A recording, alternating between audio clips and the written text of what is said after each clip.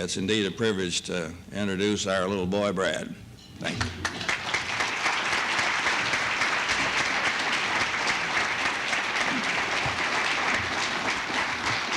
Well, you know, it's a real honor to be introduced by your dad. And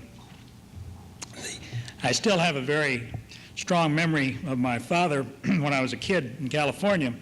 You know, things really stick with you. And one is that, you know, he's got this big barrel chest. He used to be a boxer. And in fact, one of the first things he did was put up a punching bag in the garage for me to work on. But I still remember Dad teaching me to pray. He said, "We're going to pray, son." And, you know, that big, when you're 6, 7 years old, and he gets down, kneels beside you on the bed, you know, and teaches you to pray. It's a pretty strong memory. So I get a little emotional when I think about that. But I'm very honored to be introduced by my dad. It's a sad situation. And as I was on the plane, I thought about Josh, and I thought about the environment he was growing up in and my responsibility for it. And I was reading the scripture, and it seemed like a still small voice in the back of my head said, "I want you to go to Chicago." Well, several months went by, and I'd shared with a few friends, I think God wants me to go to Chicago, but I don't know why. And so I was finally led to fast and pray for 5 days. And by the way, if we're going to take on some of these strongholds of evil, we've got to learn to fast and pray again. And we'd done difficult things like run halfway houses for street kids and Christian coffee houses and young life clubs and started little businesses, and those things have a lot of pressure and challenge to them, but I never felt such tremendous spiritual conflict as when I began dealing with this issue.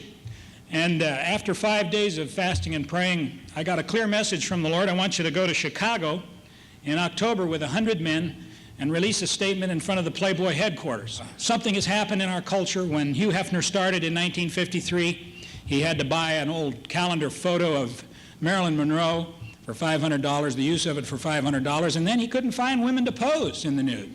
He had to hire prostitutes and strippers to pose, and he finally talked one of his secretaries into posing. And since 1953, it has become a fashionable thing on many college and university campuses and many areas of our society for the most beautiful young women to consider it an honor to have their genitals photographed by a Playboy photographer and marketed to the world. And we had 100 men at a breakfast at the Drake Hotel, and we walked across the street, and we had big loudspeakers at the front entrance of the Playboy headquarters as they were all coming to work. And in a dignified way, we demonstrated, we read the front page of the Chicago statement, had 7 different men each read a paragraph, and then we had 5 minutes of remarks. We joined hands and had a prayer and sang the doxology. And a plumbing contractor from Virginia who had taken his first plane ride up with me to the event said, and a very spiritually perceptive man said, he felt a dark, ominous presence break in the front of the Playboy headquarters as we were there. So God led us there to address that kingpin in history of all the pornographers, of all those who market human beings as sexual merchandise. Shouldn't we make it clear in our culture that no human being should be bought or sold as sexual merchandise? That there's a dignity that God has placed upon each one of us, and it has to do with our privacy. And human rights have to do with a respect for privacy. And there can be no order or no civility if we don't have doors on our bathrooms and doors on our bedrooms, if we're copulating on the front lawn, as so to speak, if we don't respect human privacy and we don't hold it valuable in our culture, then the groundwork of human rights, the groundwork of most of the laws that we hold dear are undermined, and our tolerance for pornography is undermining the very groundwork we need for human dignity and for human rights. To respect your property, to respect your body, to respect your privacy, to respect your home, to respect your children, to respect those private relationships in your life and those private experiences in your life. And we are not going to continue to have a culture as we have known it if we don't begin to stand against this terrible attack on human dignity. And it is a question of human dignity. It's clearly a question of human dignity. And if you study the gospel, isn't that what God is committed to? He's committed to lifting us up. It's a challenge between good and evil. Evil is trying to put us down, to defile us, to degrade us, to alienate us, to rob us, to destroy us, to kill us. And on the other end of the spectrum, Jesus Christ is trying to lift us up, give us a sense of dignity and value before the Father. It says in John 14 that there's a room in the Father's house. He's preparing us to be there in that room. He says, I wouldn't tell you this if it weren't so. We like to be in nice surroundings, elegant surroundings. We like to be with people of importance. And God, the creator and sustainer of the universe, wants us to be with him and with his Son in elegant surroundings, I guarantee you, in the Father's house.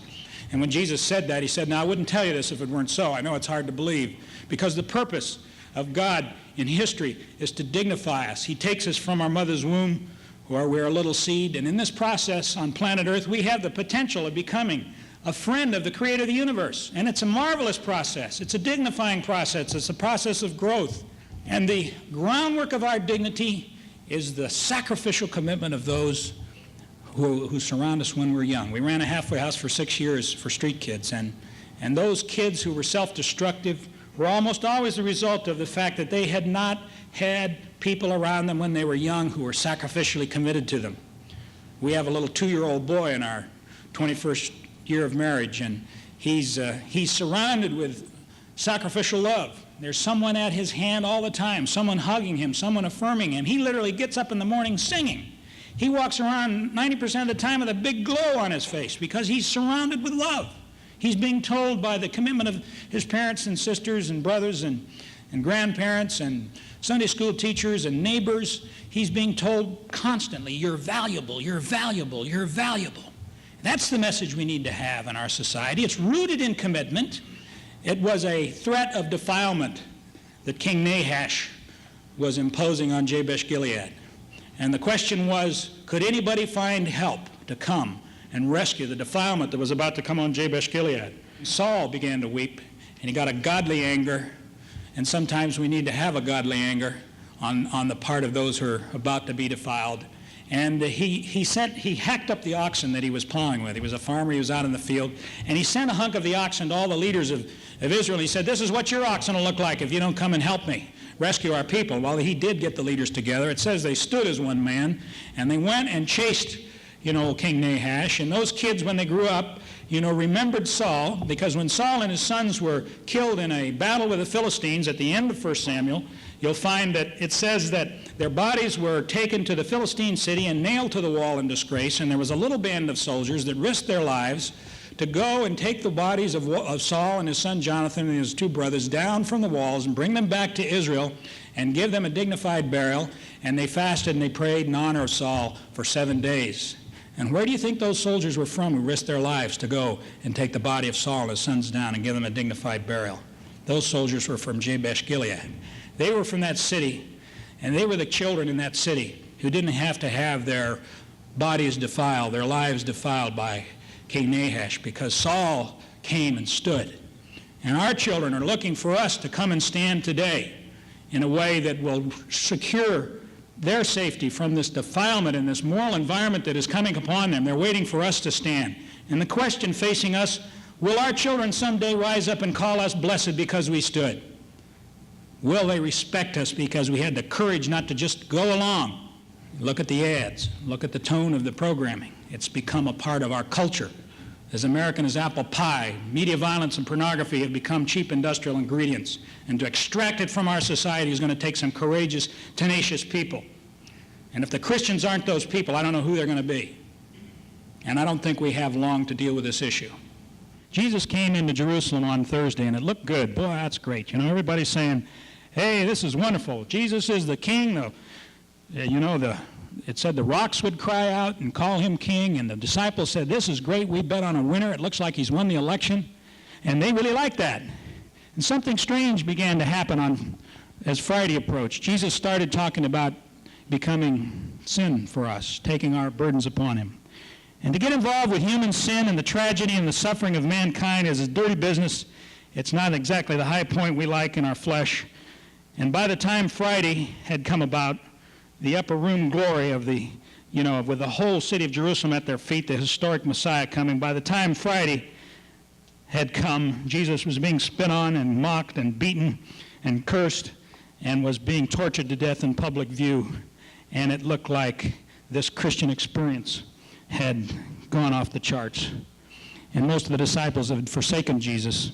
And yet in this dark day, when the sky turned black and the disciples abandoned him, for the most part except for John, These men identified with Jesus Christ in this dark time. And this is a dark day we live in. And they had courage to identify with Jesus Christ. And they got their hands dirty and they washed the body of Jesus. And what was the result of Joseph of Arimathea getting his hands dirty and taking a risk on a dark day and identifying wholeheartedly with Jesus Christ, standing out there, I'll take his body, I'll get my hands dirty, I'm not ashamed of Jesus Christ. What was the result of that? I'll give him whatever I've got, I'll put it on the line. And he even gave him his tomb. Well, out of the tomb, the greatest event of history occurred. Out of Joseph's hole in the ground, the resurrection came. And by Sunday, this graph is off the chart. Sunday, if we had a thing of go out into the universe.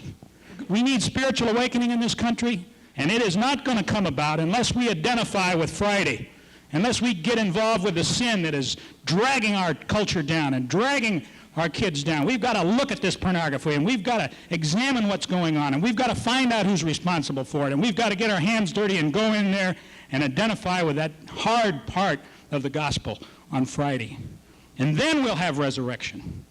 And I believe because Christ is in us, because we're going to go on hearing the truth, and he will guide us where we are, we're going to see a moral and spiritual awakening in our land. And someday our children are going to rise up and call us blessed because we stood.